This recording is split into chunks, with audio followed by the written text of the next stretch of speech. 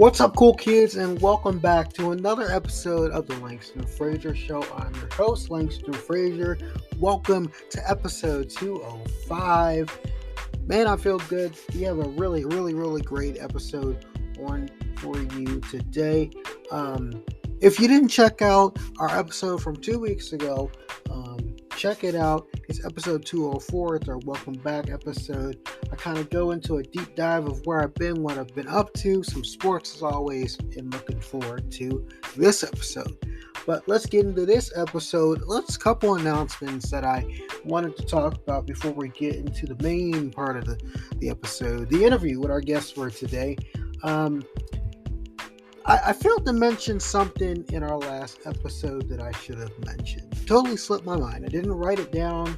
I thought about it. I definitely thought about it. And I got done recording the episode. And we released it on that Tuesday. And I totally forgot to mention it. But the Washington football team is no longer the Washington football team. They now have a new name. They are the Washington Commanders. And I'm curious to know your thoughts on their new name. Obviously, Dan Snyder mentioned at the press conference that it's the worst kept secret in DC, which was very true. Obviously, name and pictures of the new name, the Washington Commanders, got leaked before it actually got released. And the sole job of PR's office and that whole release is to keep it top secret till it got released. It is what it is. I think it kind of took away from the hype. I think a lot of people are looking at it negatively before the name even came out. Again, it is what it is. I like the name. I don't love it. I don't hate it. It's okay. We'll see where they go with it. I think they could have came up with a better logo, updated, refreshed version of the one they were using when they were called the Washington football team. So we'll see what happens. The uniforms, they're okay. Kind of bland in my opinion. Best uniform they have is the black one in my opinion. I just don't like the W logo in the center of the hat right under the crown of the helmet. Not a fan of it. We'll see where it goes. Enough about the Washington Commanders. We'll see what type of season they have with the draft and with preseason, all that stuff starting in a few months. Another announcement here. Obviously this didn't get posted. This gentleman is not on social media, so I'm going to give him a shout out anyway. And I think it's a pretty big deal.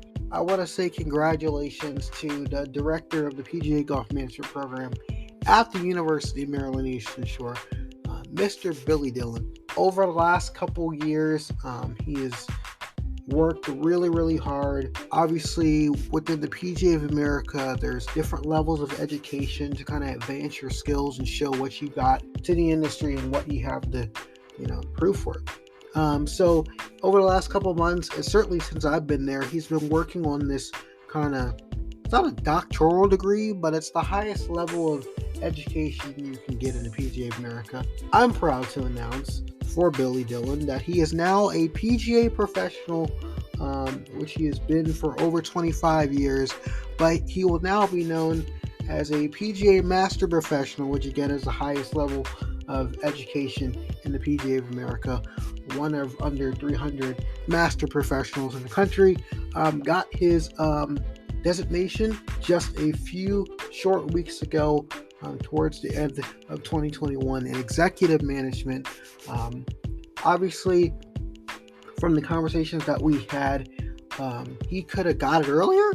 The PGA of America basically said, hey, you can come do your kind of defense of your topic in person, or you can do it on Zoom. But if you want to do it in person, you got to wait until the offices open back up, which he elected to do. So he waited and got it done. And I saw him just a few days ago, and he was rocking that Master Professional rocker under his PGA logo. And I was like, that's interesting. Didn't know about that. So we kind of talked about it. I didn't know how he had finished it, but he did. But yeah, one other announcement kind of related to UMES. I'm so glad to announce kind of the next stage of where UMES is going with their PGA Golf Management Program. Obviously, they're on the forefront of bringing golf professionals into the industry from diverse backgrounds. But being a student, being an athlete, and then outside partners as well. Troon, one of the largest golf management companies in the world, announced an annual diversity, equity, and inclusion scholarship supporting young professionals at UMES.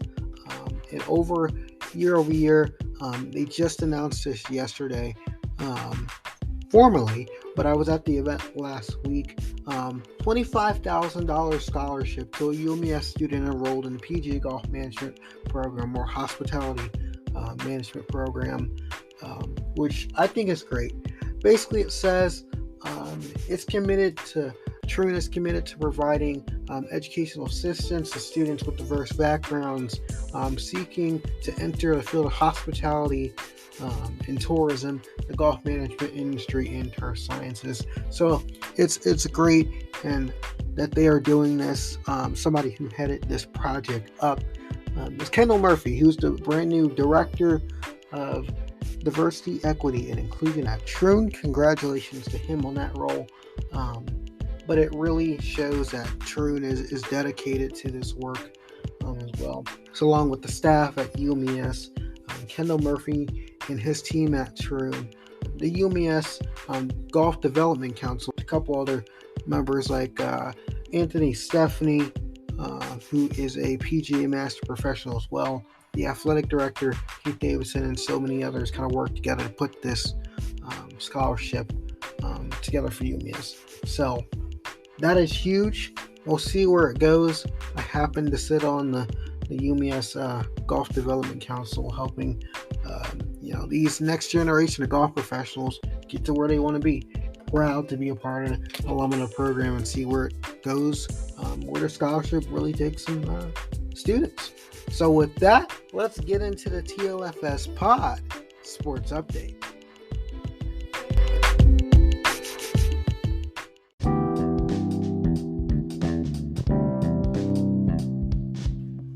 Welcome to the TLFS Pod Sports Update. Here are your headlines. The 20th anniversary of the 2002 Maryland National Championships, when they won the NCAAs, Maryland Athletics had a celebration for those guys just a few days ago, where Maryland took on Ohio State at Xfinity Center. Glad to say the Terps pulled off the victory in that game. It was a really, really good game. The crowd was incredible. Students were incredible. Flash mob was great. The Terps won that game 75-60, which puts them at 14-15 on the season, and puts them with the one-game win streak. Next and final game of the season, or the final two games of the season, March 2nd, and they will play Minnesota, and then March 6th they will head to Michigan State and play the Michigan State Spartans in East Lansing for that game. So congratulations to them. The 2002 National Championship Terps, Gary Williams was in the house, Juan Dixon, and so many others were in the house. Scott Van Pelt was there as well, Kevin Plank. Great atmosphere as well. Let's jump into a little bit of baseball. Derek Jeter, famous baseball player, if you don't know, played at the Yankees for a long, long time, is exiting as the Marlins organization as the CEO. Not super surprised that this is happening, but according to reports, he is stepping away from the organization because he's supposedly getting offers to be in TV, which is not surprising. Stepping down, he's taking a step away, and obviously it's sending shockwaves throughout the MLB, because they're working towards finalizing a new collective bargaining agreement before the start of the regular season. Obviously, Hall of Fame career, 20 years with the Yankees as well, and so he's been out there for 4 full seasons, 218 wins over the time. and that's as well as during the COVID era period as well. But they got new TV rights, according to sources as well. But we'll see what happens with Jeter's career. Obviously, he's still young at heart, not really old. Obviously, his playing days are over. He's 47, but we'll see what happens. Going down the next few weeks, and see if he gets into TV or jumps into something else. Let's jump into a little golf news here. Phil Mickelson, a lot of trouble last couple of days. Crazy time, folks. You gotta watch what you say, whether it's in interviews with people, because things come to light, and it is not good. But out of Phil Mickelson camp, made some comments about this the Saudi-backed golf league was going to try to compete up against the PGA Tour. That interview got released ahead of another interview that was supposed to be like a wide-depth interview with Phil Mickelson. Got a lot of backlash for those comments, which obviously, I'm a journalist. You have the right to free speech, but when you have a tour that's been backing you for years, in companies that have been backing you for years, you gotta watch what you say. The companies that Phil is associated with did not like that at all. So it's interesting. It's an interesting time. So obviously, first thing, his foundation was supposed to be the host of a PGA Tour event, the American Express, which is going to be happening later in the summer. The foundation's contract was going to run through 2024. It is no longer. That is just not happening now because of those comments. Other big companies dropped them as well. Callaway's putting their relationship on pause. Michelob Ultra, if I'm not mistaken, has dropped him as well. Workday has dropped him. KPMG USA has dropped him as well. And then obviously Phil did issue an apology for that. And it says, according to his story, that it was off the record and out of context. But KPMG is out. Amstel Light, which is the beer company, is out. And it is what it is. Now, the one that's a little shocking to me is Callaway. Obviously, Phil is the face, essentially, of Callaway. Has been the face of Callaway since 2004. But Callaway straight up said, and I'm reading from a quote here, we're very disappointed in the choice of his words. They in no way reflect our values and what we stand at as a company. Phil has since apologized, and we know he regrets how he handled recent events. And basically, at this time, we've agreed to pause our partnership, and we will reevaluate our ongoing relationship at a later date. So, not good. He was supposed to play this week in the Arnold Palmer Invitational in Florida, out of that as well. So we haven't seen Phil on tour since late January. Obviously, that's. I think Phil is going to be okay. His brand is big enough to be fine. I'm curious to know how the world and the rest of the golf scene reflects it. We'll see where it goes. Kind of is some cool, happy news related to golf.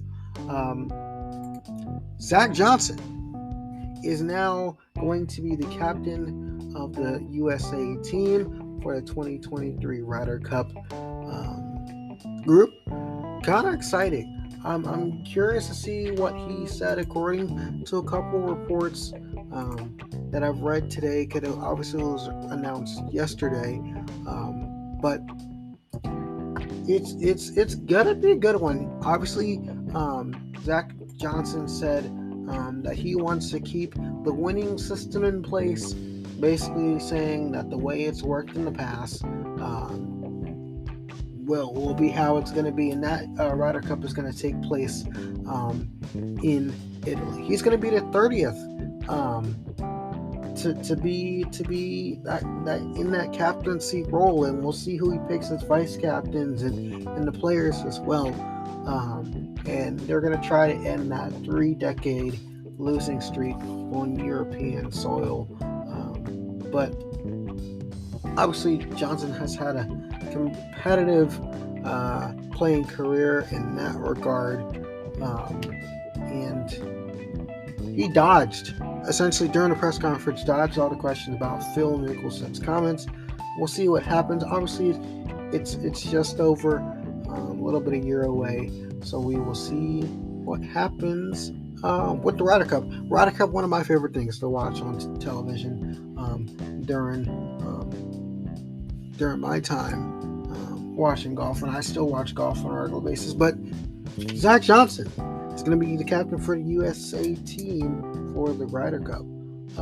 One quick thing I forgot to mention in my sports report, according to Maryland, or in regards to Maryland, number 12 on the NCAA ranking list as of right now, in third in the Bridgeport region. They're currently ranked on the AP polls. Number 11th is Maryland women's basketball. So congratulations to them on a great season that they've had. Obviously, they are looking forward to continuing the mission of getting that NCAA championship win. But their selection show is going to be on Sunday the 13th, and we'll see where they fall. But Big Tens are this weekend, and they're looking really, really good as well. One last quick thing on golf. Darius Rucker Invitational is making history this week. It's obviously streaming on Golf Channel. It's the first all-women's golf regular season event, just women, to be aired on the network as well. And the last thing I wanted to mention with you guys for this sports report is obviously Ukraine and Russia at our world of odds right now. If you're not watching the news, you should, and be informed on what's going on. But Russia is trying to overtake Ukraine. The whole world is kind of backing behind Ukraine and saying, hey, this is really not cool. And just a shout out to all the athletes who are kind of taking a stand in Ukraine, and people who are related to the country, standing up for their country. And it really shows some character as well. And I just wanted to mention one of the student athletes at Maryland. Pavlo Zuba is actually from Ukraine, and he, during the 2002 kind of recognition night of the national champions at Maryland, came out of the tunnel with the Ukrainian flag, and so with all his teammates, that we're the only teammates that and family that he has in the kind of United States. So for us to and his teammates to really get behind Pablo and support him in the best way that they can is really powerful to see, and props to him as well. That is it for the sports update. Back to the episode.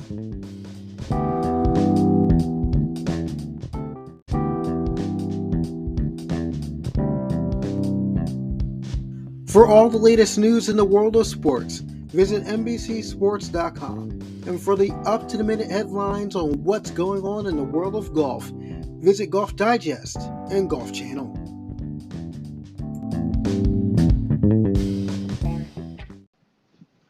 All right, we're back with the interview. I'm super excited for this one, folks. New guest, obviously, but this is like a really special episode. Um, Guest today, assistant golf professional at Washington Golf and Country Club, Sumayah Arcusa. Welcome to the show. Hi, how you doing? I am great. It was so good to have you on the show. Thank you for doing this. I know you are busy, and you are currently on the road right now, headed to a meeting. But I am glad you could carve out some time to be on the show. Yeah, me too. Thanks for having me. So, for anyone who doesn't know you, kind of tell us who you are. Obviously, we've known each other for a bunch of years, but go ahead and tell everybody who you are. Well, as Langston mentioned, I'm Sumaya, and I graduated from Maryland Eastern Shore in the PGA Golf Management Program this past December. And since August of 2021, I've been working at this amazing golf course. It's called Washington Golf and Country Club, which is actually located in Arlington, Virginia. And it is like a dream. I couldn't have, thought up of a better job and a better place to be at. But but yeah, to kind of just tell you about myself. I mean, obviously, I love golf. Golf is my life. Um, I like to make candles on the side. That's a little hobby I have. Um, but yeah, I'm a golf professional, which is really exciting. I actually was elected as a member yesterday, which is exciting. Yeah, Um, I was about to say like you have some pretty big news. This is like your first like official interview as a PGA golf professional, which is kind of cool. yeah, I mean, it's crazy. It was a long time coming, but it was it's definitely crazy, and I'm really excited for all the things that I have, all the opportunities that are, here to come. Right. So you talk about opportunities and kind of like your roadmap to golf, but let's start out with this. Like, what are those three letters? Like the most famous three letters in sports, having the PGA designation behind your name mean to you now? Well, I would say that they mean like, obviously PGA means, that you're a professional, but I feel like it's so much more than that.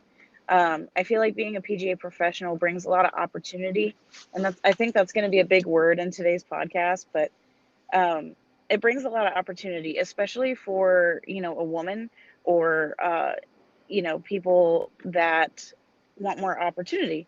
I think that being a professional in the PGA is not something that's as heard of, to the point where maybe some people might think that us and PGA Tour players are the same people. But um, I think being a PGA professional is, really unique because a lot of people don't really know who we are and what we do. And I feel like we should probably bring more awareness to that. Um, but especially being for a woman, you know, there's, I want to say, maybe give or take less than 1,000 women members in the PGA. Now, my number might not be completely accurate, but it's just astounding to me how, there's X amount of members in the PGA, and only a few of them are women. Right. That's what I think is super special, and not alone just that you're a woman in golf. You're also a minority in golf of Asian descent and a whole bunch of cool different backgrounds. But talk about that as well, being a minority as well, in the industry. I will definitely say, I mean, at least for myself, that um, it is a little, um, especially when I first started. And I'll be honest, I didn't even realize that I could go through my university and become a PGA member. I didn't know there was a major for that. Um, So with my lack of knowledge going in, the fact that I was a woman and I was Asian, um, was a little bit intimidating for me. You don't see a lot of that in the PGA right now, at least for professional members. Right. Um, so it was definitely very scary and very intimidating, but I had a lot of great people by my side that were able to support me and tell me if I want to apply to a job that the worst they can say is no. um, so I guess one of the really great values that I've learned from that, and from being an Asian woman in this industry, um, is pretty much that take your chance. The worst that somebody can say is no, and if it ends up being no, then you can always push and try harder to do something else. Right. And you really have kind of an interesting background. Obviously, for people that don't know, you've practically played golf your entire life. But we've known each other for years, and I've known this for years. This wasn't your original, you know, career path. So to get into the golf industry and what you wanted to do kind of full time as a career. So kind of talk me through your path to being a young kid now to being an adult in your path to the PGA. Yeah, so I started golf, I would say probably around, officially started golf around 4 or 5. My dad kind of, I guess, discovered that I had the ability to play golf when I was around 3.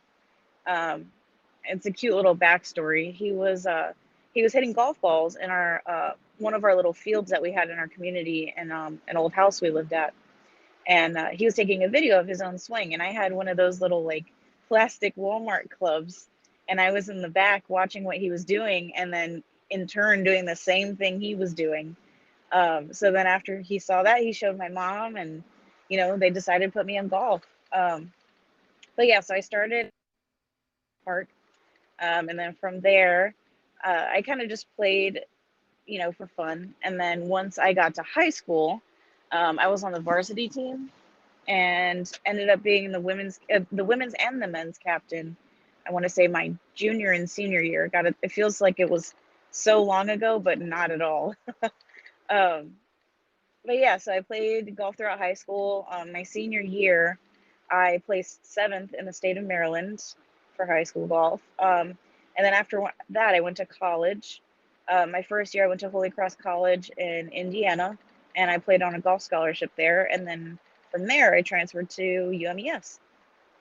Hmm, interesting. So that's kind of like it's not your kind of non-traditional route of going through golf. So what kind of sticks out to me, and for anybody who doesn't know, um, the first tee of College Park is still around. It's now the first tee of Greater Washington. It's the official name for it now. In case anybody knows where that is. Um, but you talk about an interesting path, kind of going from being a child golfer to being a high school golfer. So what was that thing that was, you know, really clicked in your mind to say, hey, I can do this as a career? And if you weren't in golf as a golf professional, what would you be doing? Hmm. Well, the first thing that made it click that I could become a golf professional was after my first year at Holy Cross. I was looking to transfer.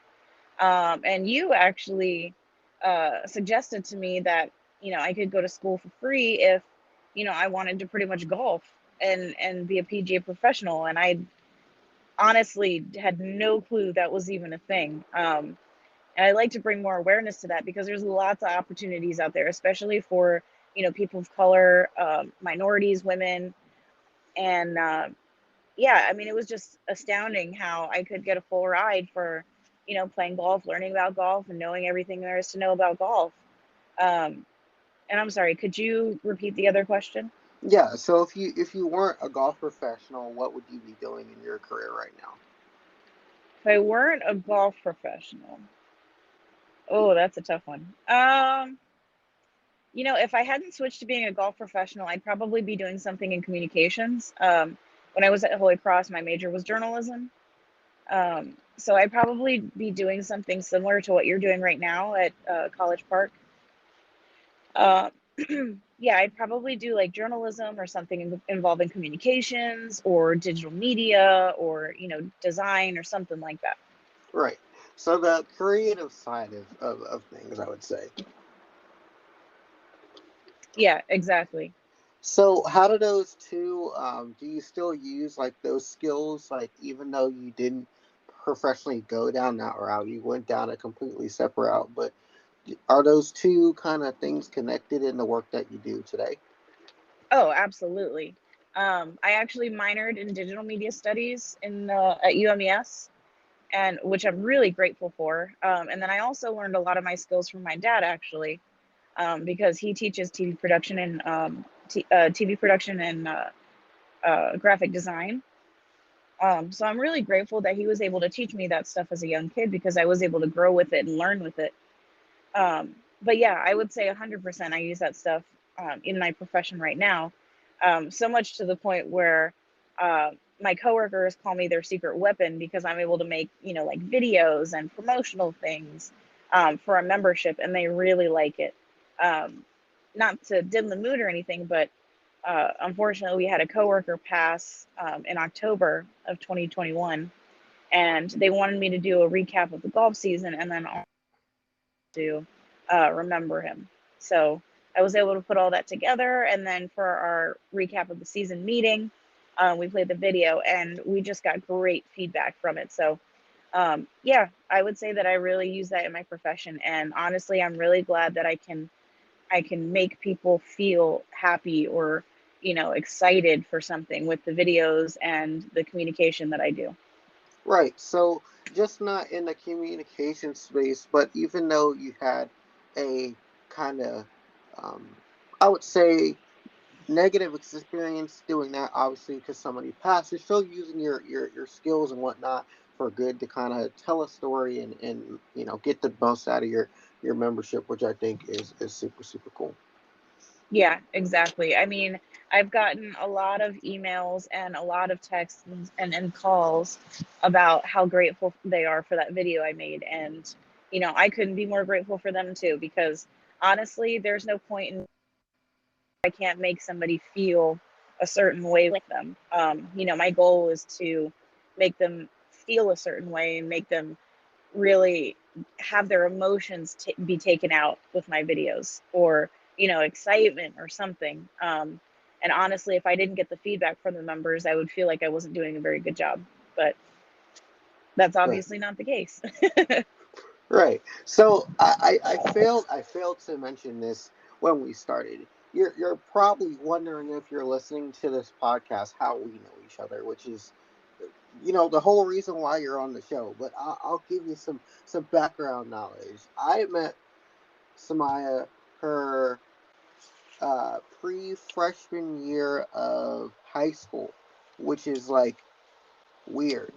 It just shows how long we've been friends, and that was back in 2013 or 14. I think it was 2013 because it was the summer right before my freshman year. Right. So we met and we were having. I remember. I can tell you the exact place in the exact room. We were having a golf team interest meeting, and it was in the back hallway. If anybody knows, we both graduated from Dilley High School, and we were in the back hallway where the small gym is, and right across the room where we had this meeting. And so her dad, Mr. Arcusa, Mark Arcusa, walks in the room. It's like, hey, we're here for the team meeting. I brought my daughter. She might want to play high school golf. Um, we'll see what happens. So you walk in the room and you say, hi, my name's Samaya, and I want to play high school golf. And I'm like, cool, sit down. We'll talk. And that's kind of how it started. And so that was kind of like the unofficial meeting. But we both say like our official meeting is when we actually met at Bowie Golf Club, which is in Bowie, Maryland, which I still consider my home course. Even though I've worked all across the country, that's my home base where I played golf, and that's where we met. And we've been friends ever since, and we've been through some really cool things and some off moments as well. But it's all part of a really cool story, and that's kind of how we met. And then we Obviously, we graduated from the same high school. I graduated first. You graduated, I think, 2 years later, if I'm not mistaken, in 2017. Yep. Am I right? Yeah. And then you went to Holy Cross. I went to UMAS. We stayed in contact. Our families are super close to each other. And you ended up at UMAS some way or another, through a conversation that we had, and a whole bunch of other people. And, you know, 4 years, almost 5 years later, we're both in the same industry and both graduated from the same school, which I think is like very strange. Cool, but strange. Yeah, I mean, it's, you see it in movies all the time where best friends are like, oh, let's go to the same school together. And I mean, that was never part of the plan, but it's crazy how it just worked out that way. Yeah, it's really weird, but it's honestly like a blessing because like having your best friend technically with you, throughout that for our program is 4.5 years. Obviously, you did yours a little bit shorter because you had credits coming in, but to do a program that's so tight knit like that, especially because our program is so small, and to be able to you know run across the hall and knock on a door and like your childhood friend is there and you're like, okay, cool, we're rocking, we're rolling. Which is like I think one of the moments I'll never forget, which is really special to me. So yeah, if for anybody that's wondering, that's how we met. Well, I promised Samaya I wouldn't embarrass her, so I'm gonna stop there before I get all emotional and not gonna do it. Told her I wasn't gonna do it today. But that's how we met. But let's get back to the conversation here. So obviously you go to UMES, you get to be in the PGM program. You get to do what few collegiate golfers get to do: play Division 1 golf. Talk about your experience playing Division 1 golf. Yeah, my experience playing Division 1 golf was, I would say, definitely a roller coaster. It was fun regardless of anything else that was going on. Fun traveling to certain places and playing golf there. The majority of the golf courses I've played are because I played Division 1 golf, and I'm really grateful for that. Um, Now, when I say it was a roller coaster, everybody knows COVID was a thing, Yeah, um, and that was never fun. I don't think for any of the parties involved. no, Um, not at all. yeah, I, so I I, think I, I think I it's good that everybody technically got an extra year, which kind of changed the landscape of college athletics. But that's another conversation for another day. But still positive and negatives as well. yeah, so I started the first year I got in. So 2018, I was playing college golf. And it wasn't that rough of a transition because I was doing it at Holy Cross already, but I think definitely something that I had to get used to was having so many girls on the team. Um, I mean, we had a few girls on the Holy Cross team, but not as many as UMES, and that was actually kind of surprising to me. Um, it was really cool to see, uh, you know, some girls that I already knew, like one I already played high school golf with, so that was really cool. Um, but yeah, my entire collegiate golf career was, fun. You definitely had to learn how to balance things between being an athlete and being a scholar, um, especially when you would have seven classes at a time. Yeah, I like to overload myself, and which maybe that was a mistake, but I'm here, so I'm grateful for it. but I Um, think I think it worked out really really well. And just talk about like time management. And I know we were both sitting in a meeting yesterday, and we were talking about time work balance management between like the work that you do, um, in your actual career, and then like your outside hobbies. But it still translates to high or to college golf as well. Yeah, so I mean, just in general, for a work-life balance or for being a collegiate athlete, when you have to balance, your sport and school, I definitely say that one of the keys to, being successful and being able to have that balance is having a planner. I know that sounds so, like old-fashioned, but if you have a calendar, whether that's on your phone, whether you write it down, or you got a cute little planner from Target like I did, it really, really helps. Um, Being able to see everything that you have to do out on a schedule. um, is so helpful, and it really helps you stay organized. Organization and having a planner are, I would say, the two key things to being successful with that balance. Huh. Interesting. That's actually a really really good one. So kind of going forward here. Obviously, you didn't just jump from college into this kind of brand new role that you pretty much almost been in for almost just under a year now at Washington Golf and Country Club. Kind of tell us some of the stops that you made along the way through internships and programs that kind of led you to where you are today. Yeah, so like I was mentioning before, when I was playing collegiate golf and COVID happened, COVID obviously started happening, beginning of 2020, and our season was canceled. So I was still at school, trying to see, what was going to happen. And in March of 2020, I decided that, I was just going to stay home and work and try and get my internship time down.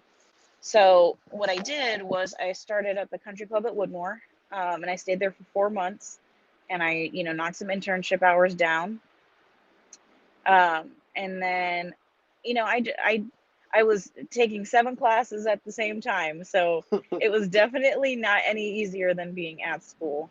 I would say, in fact, maybe it was even harder. Um, but yeah, so I did that. I kept myself busy, wore a mask all the time. That was fun. Um, but yeah, I unfortunately didn't go back to playing collegiate golf because Woodmore, I got a job offer at Washington. So I kind of just slid right in and, didn't look back. It went by pretty fast, but it's been an amazing ride so far. Right, and it's interesting because we've both worked at golf courses over our career, and when we say career, like we've been in the industry a long time, like we've practically been in the industry in the same amount of time. But you talk about kind of that growth. So you've done an internship at Woodmore. I think you were at Caves Valley at one point in time. Is that right? Yeah, yeah. So my very first semester of being at UMES, I did a virtual internship with the Women in Golf in Atlanta, Georgia. And then that same summer, I went to Caves Valley, and boy, let me tell you, that place is gorgeous. Yeah, it's. I've played that golf course maybe just about 6 weeks after I graduated from UMS. We both have a mutual colleague who plays there. Invited me out for golf, and I have played that course now just before they play the tour event there at the FedEx Cup for the BMW Championship, and that course is so pure. It's Hmm. probably one of the best courses I've ever played. They nickname it the Augusta National of Maryland. If you played it, you might possibly agree with that statement. For some that might be a bold statement to say, but you did kind of a media internship with women in golf. You went through the traditional golf route. You went through Hayes Valley. Kind of what correlation between those two in your current role do you have today? Just not on the media side, or some things that you've noticed from those earlier days to now in your new role? Well, I would definitely say there's 100% correlation from the Women in Golf Foundation. So, pretty much what I would do for them is promote their tournaments, promote I'm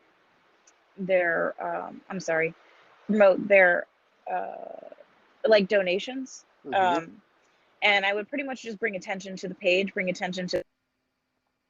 I would say that 100% correlates to what I'm doing now because I promote tournaments, I promote outings, I promote events and new merchandise that we have at the club now. So I would say that internship 100% has to do with what I'm doing now. Um, Caves, I would say, would correlate slightly, only because the role I had at Caves is different than the role I have at Washington. So at Caves, I was outside operations, and we all got to start from there. We I'll have all have to to. start outside ops. Um, And that's compared to my role at Washington as an assistant professional. They're slightly different. But I would say that being able to do what I did at Caves helps me thoroughly understand the needs and the role of a good outside operations person. And I say that because Caves had a really, really good way of being able to teach us what it means to be part of outside operations. Right. Whether that's clean and stage carts or pick the range or greet customers, because in all honesty, the people who are in outside operations, those are the first people that members or guests come in contact with. Right. And I would say it all kind of correlates to an experience that you come when you get to the golf course. yeah, absolutely, without a doubt. So But let's go ahead. Oh, I was just going to say, but Caves had a really good way of teaching us that. And then also, um, just, I guess not teaching us customer experience, but, enforcing that, because that is something that, some people might overlook. And it's something that's really important. Right. So let's kind of transition now, kind of into your current role. I know you're assistant golf professional. Um, Pretty much you do what any other assistant golf professional is. Obviously, it changes from course to course. But I'm curious to know, outside of Washington Golf and Country Club, out of your assistant role there, what's your dream job? In the golf industry or outside the golf industry that you would love to have one day? That's a really good question. And honestly, I can't say I have an answer for that yet. I feel like I'm still learning all the different roles in the golf industry, or at a golf course specifically, to the point where I don't really know yet. I don't know exactly what my dream job is. I can give you some characteristics, Totally. um, and in which I would say my dream job is not having to work 70 hours a week, um, being able to have a really, really good team. And I would say at Washington, Jay Duffy's the director of golf, for some who might not know. Um, Jay has undoubtedly built a terrific team, and he is a great leader. And I feel like right now I'm in my dream job, if I'm being honest. Um, to have a boss who's understanding, who, allows you to take time for yourself, and then also come to work every day and make sure that it doesn't feel like work. Um, Right. he does a really, really good job of making people feel comfortable, but also being professional. And like I said, honestly, I feel like I'm in my dream job right now because I have a team that feels like family. um, I go to work every day not dreading it. I don't wake up and be like, oh, I have to go to work now. um, and I'm really grateful for Right. that, because a lot of people, unfortunately, wake up and dread going to work. And I'm very appreciative that every day that I wake up, I'm not complaining that I have to go to work. And I couldn't express how much I love being at Washington. Very, very cool. So you kind of touch on something where I wanted to go on next before we start to wrap up here. What's some words that you live by? Obviously, making sure work is doesn't feel like work is probably one of the things. But what's your main couple words that you kind of live by? Oh yeah, absolutely. The couple words that I live by are live, laugh, love. Um, and it sounds really corny, but the way that I take it is, um, I mean, it's kind of just at face value. I mean, the way to lead, your, I guess the way to lead a really good life is to live it, to love it, and to sometimes laugh about it. You can't lead a good life if you don't feel like you're alive. You have to do things that make you excited. You have to do things that even make you scared. Um, Right. and you have to love it.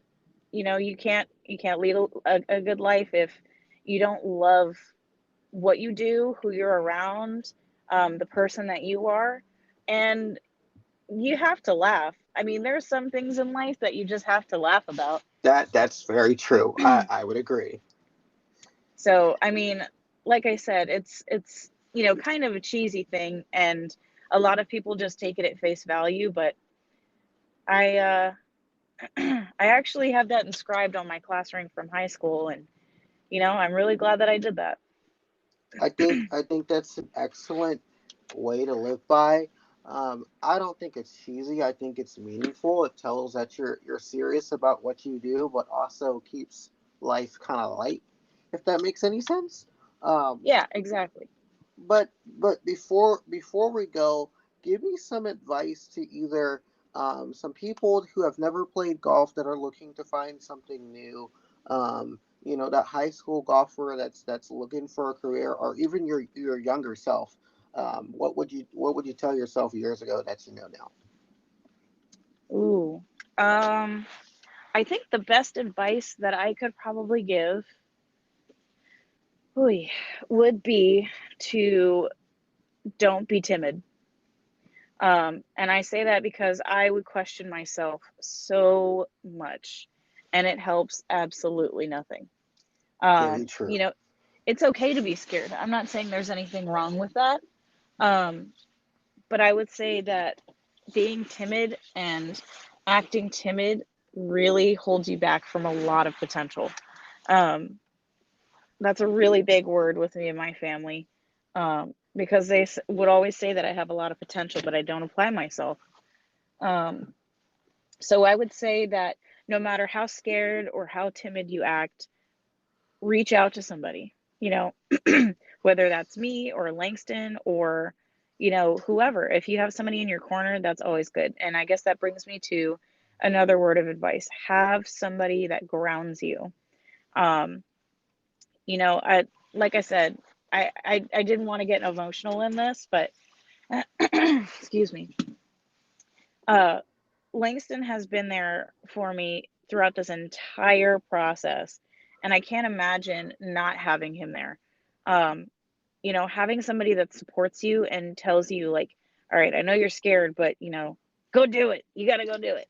Um, it is probably the most important thing that you can have.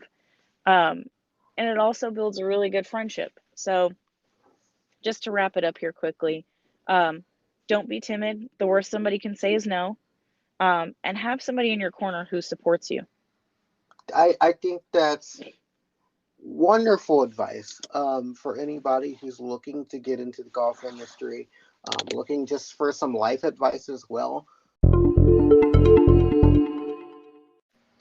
So that's a really really good point that you mentioned. Kind of keeping yourself grounded, kind of taking a chance on yourself. Um, but yeah, that's so important for you to kind of, for anybody who's looking to get into the golf industry, or just for like life advice. Quickly, I just want to say, I am so proud of you for kind of everything that you've done over kind of your young career, from way back when in high school when we were absolute nobodies and complete dorks, to now kind of having you as a friend, a colleague that I can call and be like, yo, today was just rough, but here's what it is, and talk it out. I'm so proud of you. Congratulations on your membership. I'm glad to call you a fellow PGA professional. That just sounds weird for me to say now. Now that I can actually like officially say it.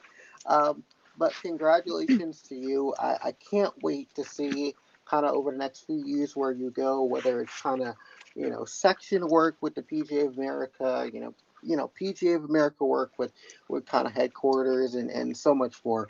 But before we go, where can the good people connect with you on social media if they want to reach out to you and kind of get some words of advice?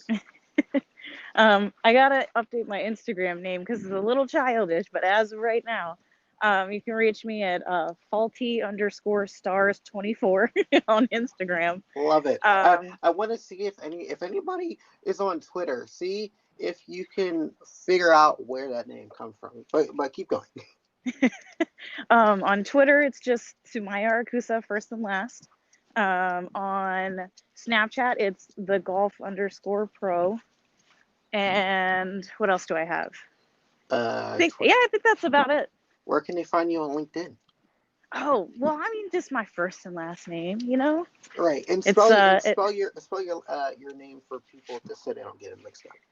Okay, so my first name is Sumaya, Sumayah, and my last name is Arcusa, Arcusa. Wonderful. Well, folks, I am glad to have Samaya on the show, assistant golf professional and brand new, like literally as of this morning, a PGA golf professional from Washington Golf and Country Club. Samaya, thank you for coming on the show. We will have to do it again soon. Yeah, I agree. Thanks for having me, bro.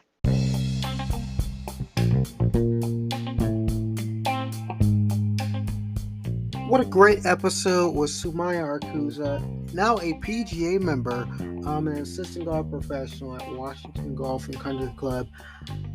As I was saying earlier in the show, we've known each other for a lot of years. Just to see her grow personally and professionally over the last few years has been super incredible. So if you get the chance to meet her, I highly suggest that you do. Definitely follow her on social media, that she mentioned a few minutes ago.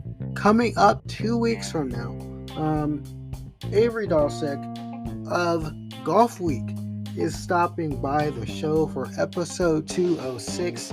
Man, it has been a while since we have spoken with her. She's one of really my good friends in the golf industry. She's going to come join us on episode 206. So that's going to be a blast. I can't wait for you guys to check out that episode in just a few weeks' time. Before we go, connect with me on social media using the hashtag TLFSPod. You can find me on Twitter at Langston Frazier. And of course, always don't forget to like the episode, share the episode with your friends and your family. Leave a review and make sure you subscribe as always. That's it for me. I hope you enjoyed this episode, and we'll see you in 2 weeks for another episode of The Langston Frazier Show.